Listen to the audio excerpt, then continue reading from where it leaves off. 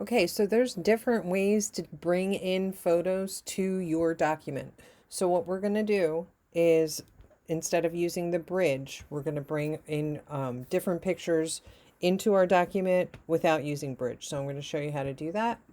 So the first thing is I wanted to show you guys, you can actually take a picture of your rough sketch and you could import it into your document so you kind of have an idea of where everything's going to go.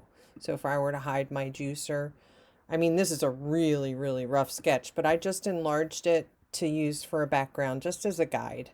All right, so it looks like I need a potato masher and I need a whisker and some knives here. So another way that you can bring them in is this. You can go up to File and you say Place Embedded, and it'll place these files right into this document. So you go File, Place Embedded.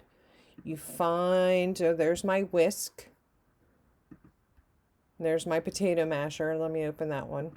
File, Place, and it brings it right in. And I can actually resize it right now if I want to. If I want to bring the opacity down so I could see how big to make it, that was pretty perfect. But if I wanted to make it a little bit smaller, I could do that. And I hit the check mark and then just bring the opacity back up.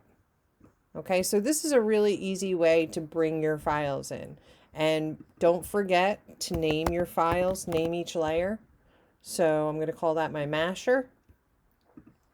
Let me bring in something else. Let me hide this one. And I'll do File, Place Embedded. I'll find my whisk, hit Place, and then again, I brought the opacity down. Ooh, maybe too much. Okay, brought the opacity down. I could scale it to the size I want. I could rotate it, put it exactly where I want it to be. Maybe a little bit bigger.